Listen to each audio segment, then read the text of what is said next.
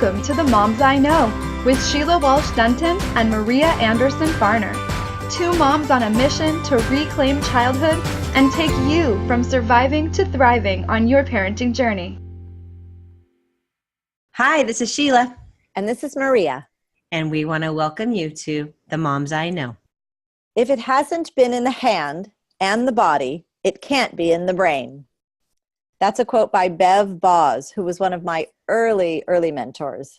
I really like that quote. Can you explain it a little bit? Like while we were talking earlier, and I love the explanation of it. Okay. Well, so basically, Bev Bos wrote a book called Don't Move the Muffin Tins. And when I was doing my early childhood ed work, there was a real emphasis on play and on children really getting in there and working with things. And so if they're working with their hands and they're working with their bodies and they're completely into their, immersed in their work, then we store it in the brain.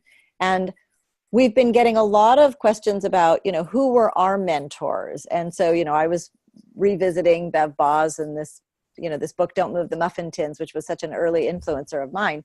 And so this whole idea of how we learn things and how we remember things and what becomes a part of our general knowledge and that influences us on the paths that we choose. This is the question that's being raised right now is, which paths do we choose? There's so many different ways that we can go about parenting or teaching or mentoring or all of this. And so with this idea of we have to actually experience it for it to become part of our own core knowledge. What we're trying to do is to shift the consciousness, to raise the consciousness around mothering, around parenting. And when I look back, I've been a mother now for almost 17 years. Yeah, I know. Well, you 30. 33, yeah. You're 33, yeah. It's just like when you look back, I know I can look at times when my consciousness, when it shifted, when I was open to allow these new ideas to come in. And like one of the first ones I think of is one of my mentors who I've mentioned previously on an earlier podcast was Raven Lang. Mm-hmm. When I was a week post date with my first baby and I went into her acupuncture office and she just told me that my peach was not ready yet. We just had to take the tree a little bit, and she sang to me. And I remember her coming behind me and whispering in my ear of, "Do you know what birth is like?" And I'm just like, no, I had no idea. And she really just kind of opened this door that had previously been shut. And this was a door that really made me look at birth as natural, as something that I was totally capable of. And come to find out, Raven Lang she wrote the first book on home midwifery in the 70s that was published. Everybody credits Ina May Gaskin, which is an amazing book as well. But Raven Lang's was actually first, which is called The Birth Book. And so that was one of my early experiences and made me, shifted my outlook on birth to if this is a natural thing and home birth I can do that. And I did. I had my next two babies at home, which was totally, and then all those other doors opened because this one, shifted, and then all this other stuff that we're going to talk about today, I will share with you. I'm so glad you brought that up because, we've really been, this whole sort of beginning of season 2, we've been talking to people who are really looking at curiosity and consciousness and mindfulness. And I think, we both have our own paths of how did we get to where we are today. And we're also helping mamas make choices around how they're going to raise their children. And so when we look at our own childhood, we look at our own journey, we look at all the things that shaped us as individuals, it all comes down to who are the people that come into our lives that change our direction or that wake us up or that help us to look at things. And when I talk to mamas, I go, I don't have all the answers, we don't have all the answers, but we have insights that we can share. And then as they listen to them, they can say, I really like that, or I've never thought about it that way, or no, that doesn't work for me. But then it helps us refine our own path. And so, it was interesting when I was really looking back at who are the people that have influenced me, I was thinking back to my early childhood education, and then, looking at when I did my elementary credential, and then when I became a mother and all of that. But really, these discussions go back to, who we were as children and who were the people that influenced even then. And so, of course, we have our mothers, our grandmothers, our families of origin. We're going to be talking more about generational healing, all of this. But really, the question that we've been asked lately is, who were the people that influenced you on your parenting journey, on your teaching journey? And so I think that it's going to be really interesting to look at those influences in our lives. Yeah. And I like what you just said, that, there's like our mothers, our grandmothers and everything, our cousins that influenced us, but also those books that we read early on that really shifted our worldview. That for me really created empathy, and I think that's what happens when we read fiction, and then we start reading fiction from people of color, from diverse authors and everything, is it helps us with our worldview. And so I think this is going to be a great discussion. I can't wait to hear what your books are and who your teachers were. I think we have, definitely some similarities, but I also think we're of a little bit different generations. Mm-hmm. So there are some different people that have influenced us. Great. Yeah. And also this idea that we're encouraging moms to deepen their education around all of this. I mean, we were talking earlier, education is the key. And when we read, when we listen to podcasts, when we listen to books, we can read them, we can listen to them nowadays, but all of it helps to inform our decision making. It helps to inform our choices. And so when I look at the things that are going on around the world, education is the key here for all of us. And so, today I guess we're sharing the people that were our teachers. So before I had children, I really was in early childhood education. I was studying that, and I was a preschool teacher and administrator. And so, as I said previously, Bev Bos with Don't Move the Muffin Tins was great. And it was just this really play-based, hands-on, that children learn through play. Play is their work. And, Grace, in our interview with her, she said the essence of mindfulness is play. And I love that because, truly play is how we are shaped as human beings. And so she really emphasized that. And so I really am grateful for getting an education around early childhood that was just involved with letting children be children. And now I feel like we're really having to revisit that and just fight for that and, be the guardians of childhood that we've talked about. Another one that I read was called The Girl Within, which was written by Emily Hancock. And that was a book that was a bit more about sort of who we are as women. And that around the age of 10, a young girl is sort of essentially who she is. We've got our ideas, we've got things that are going on, and there's that core girl within. And then sometimes in adolescence and early adulthood, we can lose that girl within, and then we get to go back and sort of reclaim that inner child. So I loved that book early on. And yes, this is a generational thing. I'm looking back at like the 70s here or the 80s. And then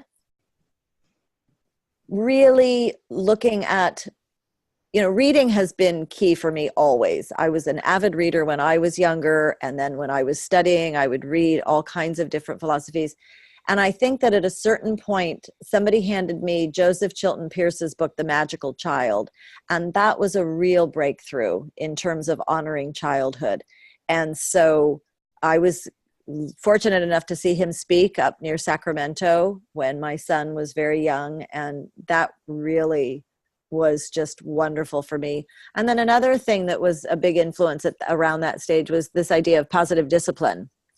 And so there was a workshop here in Santa Cruz, and I was able to go to that workshop, and that really helped form my philosophy around how I wanted to work with my children in my family. So those were a couple from my, the really early years. And I had also read a book by Rianne Eisler called The Chalice and the Blade, which was about the masculine and the feminine. And that was one that was really pivotal for me. But I think, basically those very early years was just a focus on honoring the child, really child-led learning, letting children have that childhood, being out in nature, getting messy and dirty, and just exploring all those things that children naturally explore. Great. Yeah, I think, we know that we come from similar places in philosophy, and some of the ones that, like I said, for me, the home birth movement was a huge piece of my mothering. And so, Raven Lang and Ina May Gaskin, I saw Ina May Gaskin speak. She came to Santa Cruz a week after my middle child was born. And I said, right after I saw her, I said, I'm having another. I just knew I was going to have another after hearing her speak about birth and everything. And 5 years later, we did. But another one that really helped me in those early years with attachment parenting was the Mothering magazine, the Mothering Community, the books by Peggy O'Mara. I believe Peggy O'Mara is a hero. She really is, is there to protect family. And it begins, with attachment parenting. Another book that really kind of strengthened that attachment parenting was the Baby Book by Dr. Sears, and just like how he came, how being a doctor, it alleviated some of my fears and everything because he was a doctor. So, like from where I came from, I grew up pretty conventionally. And then it's like, as as my consciousness was opening up, I was open to this. And so I really liked what he kind of was, that medium. And like you, positive discipline really, we were part of a co-op for 6 years, which was really all about positive discipline. So one of my favorite books was Becoming the Parent You Want to Be by Janice Kaiser and Laura Davis, hearing talks from Janet Lansbury, and just realizing that when kids act up, it's because a need is not being met. Let's have some empathy. Let's get down to their level. Let's really, make sure the child is safe. Like you said, observing more, doing less, and letting kids be kids, being playful. Yeah, Peggy O'Mara was a huge influence. I loved Mothering magazine when my children were young. And then Janice Kaiser was actually my mom's group mentor. We would meet monthly with Janice. And so I really feel like we got, mentored by one of the leaders in this whole concept of really looking at who your child is and paying attention in that aspect of empathy. That's amazing. Yeah. And I know later on we will, attachment parenting is always a question I get, and we will be talking with an attachment parenting expert because I think there are some questions there, but what exactly is attachment parenting and what does that mean? Right.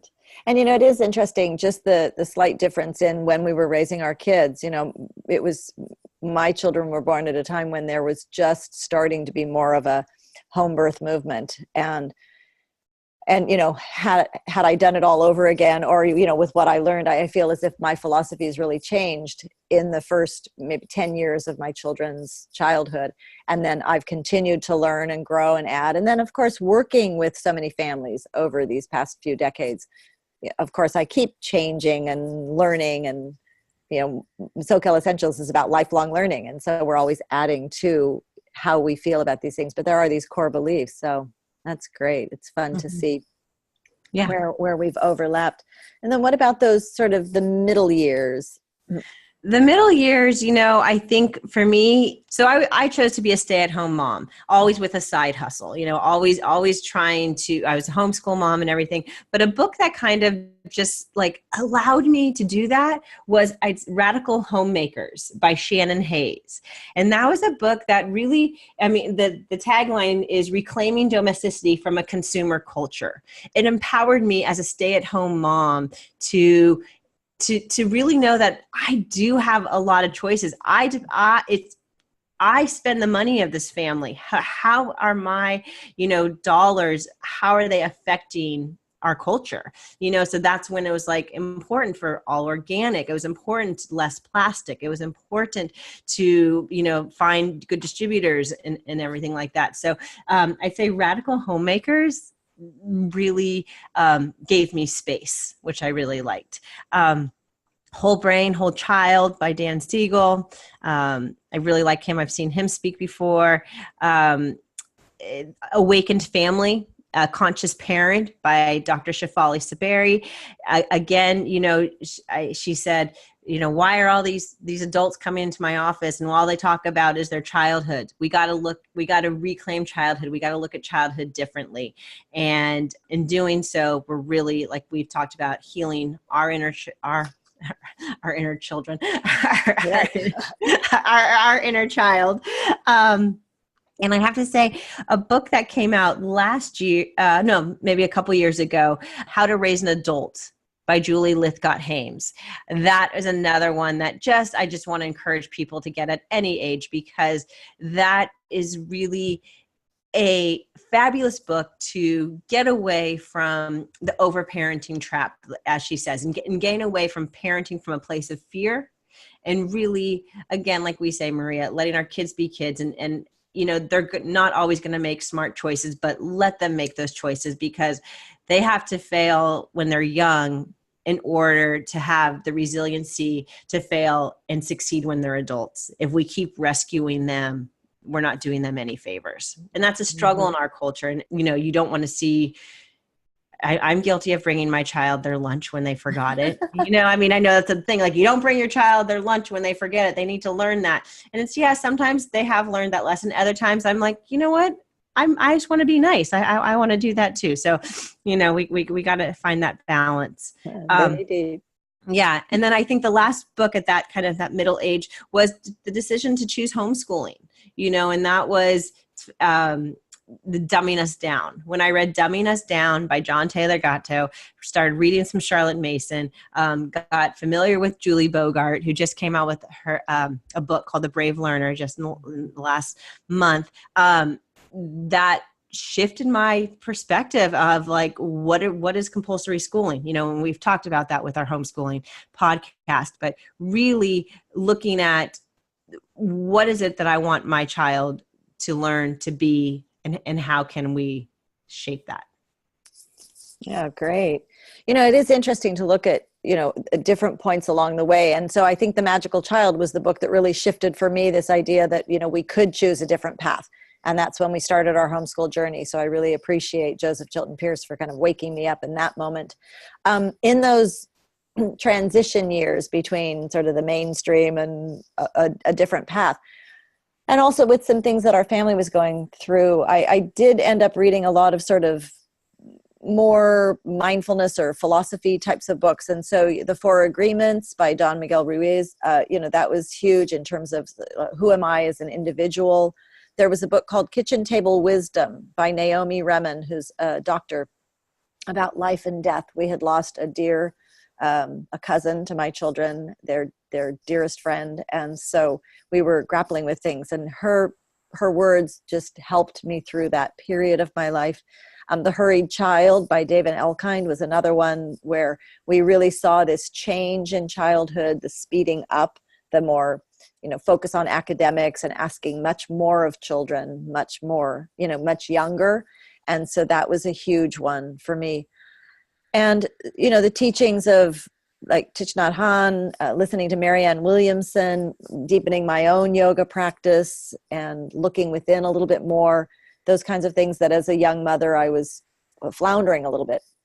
And so anchoring my own beliefs was important. And then I did a training called Spatial Dynamics, which was a huge influence on me, movement and really looking at child development. And so that was a 5-year training with the Spatial Dynamics Institute that to this day I credit with changing my life. So huge there.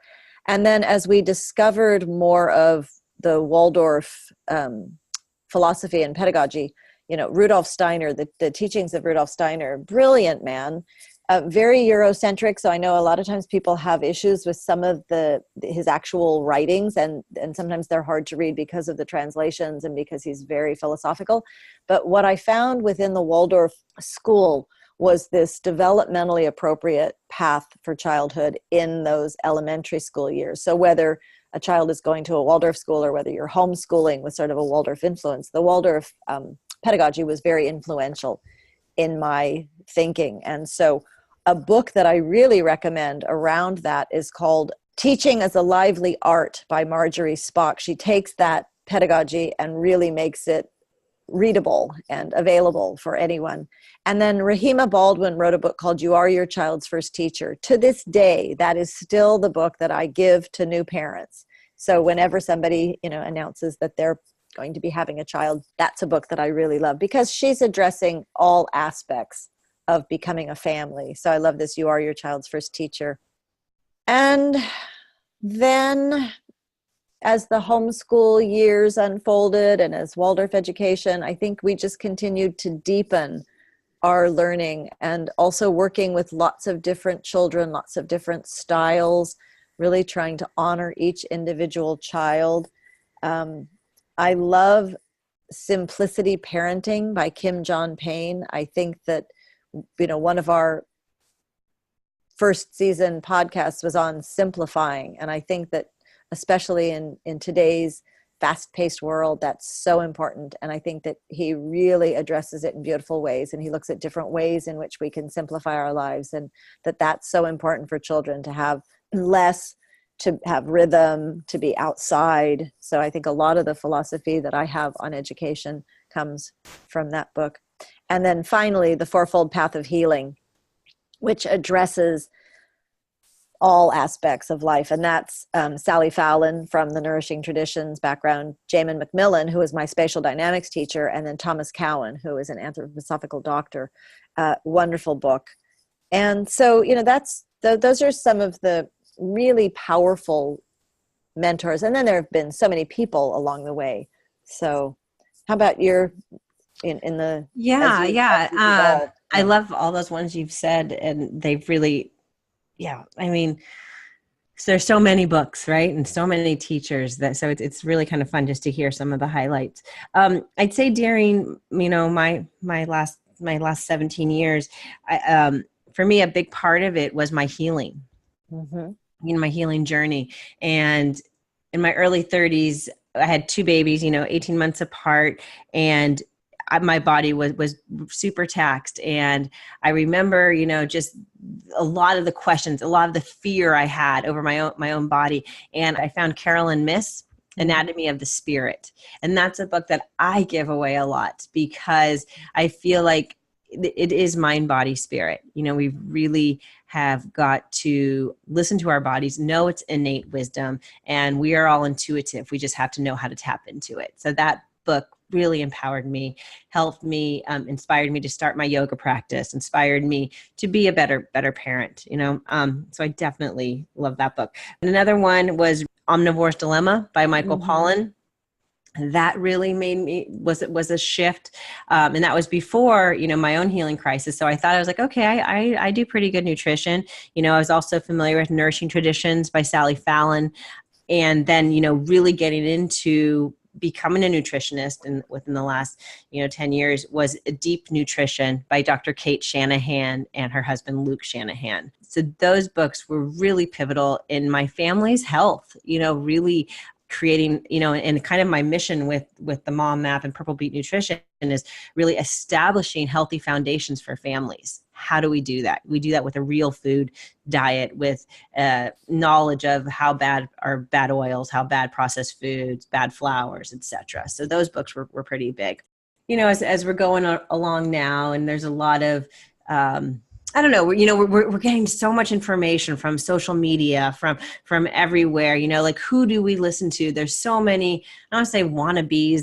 There's so many people out there that are hawking the same stuff. But I just say there's a few people that really ring true and really hold me up. And that one is Glennon Doyle. She is author of Love Warrior. Her whole thing is similar to another one of my favorite people, is Brene Brown, is being vulnerable, really practicing vulnerability, daring greatly, telling your story. Like Glennon Doyle, we're all in this messy thing of motherhood. Why don't we be friends instead of pitting us against each other? So those are some of my favorites who they put out a book now, and I'll pick it up because I love what they say, and strengthening at a soul level of, finding out who we are, as, parenting, as we know, Maria, is a spiritual journey. Even when your kids are 30 and 33, right? You're still on this spiritual journey. These layers are coming off. And so I just I don't know. We all have our story, and this is ours that we're sharing with you.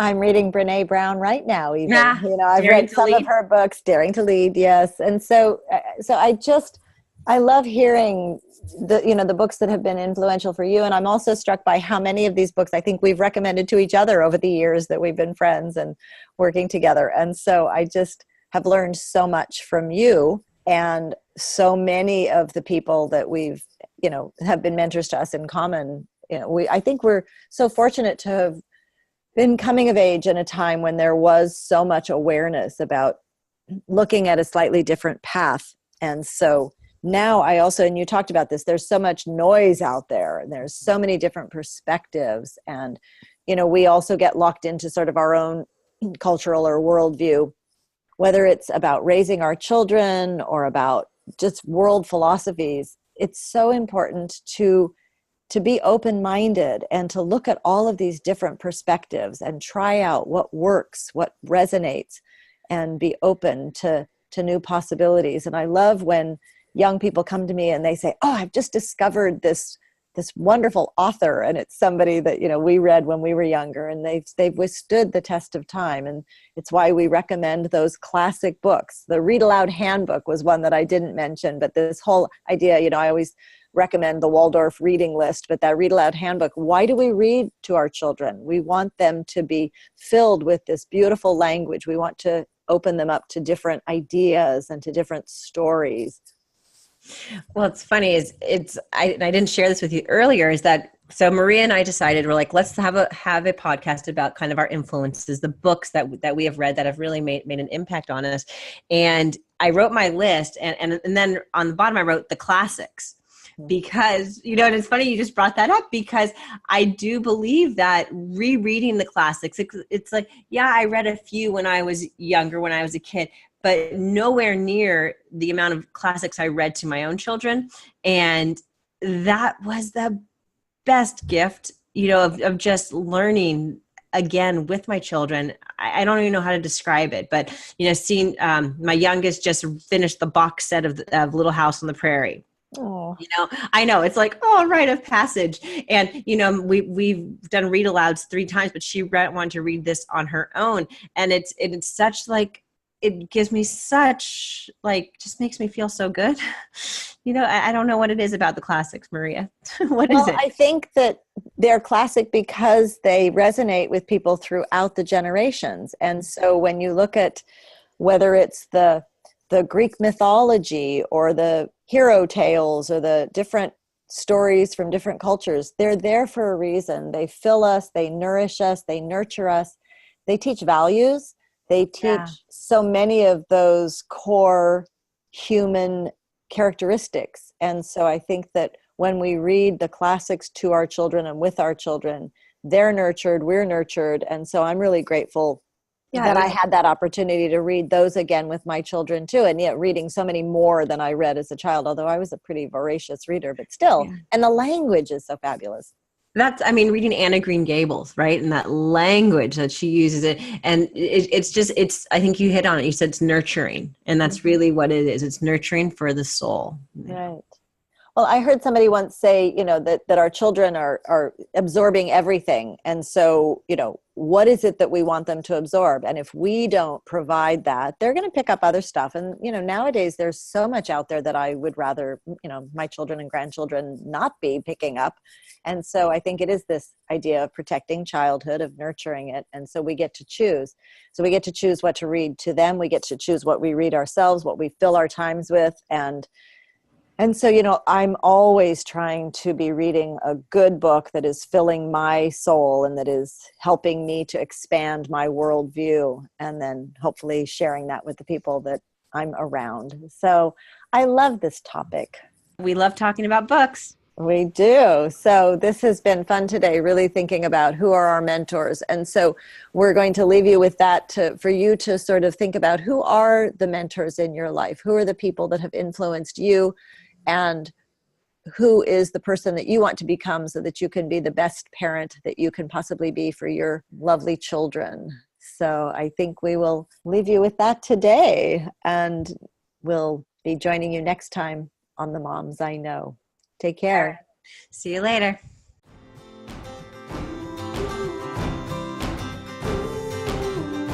Thanks for joining us today for the Moms I Know. To learn more about Sheila and her online program, The Mom Map, visit purplebeetnutrition.com. For Maria's monthly blog and to learn more about her group programs and retreats, visit soquelessentials.com. That's SOQUEL essentials.com. We hope you enjoyed today's episode of The Moms I Know. Until next week, have a joyful family journey.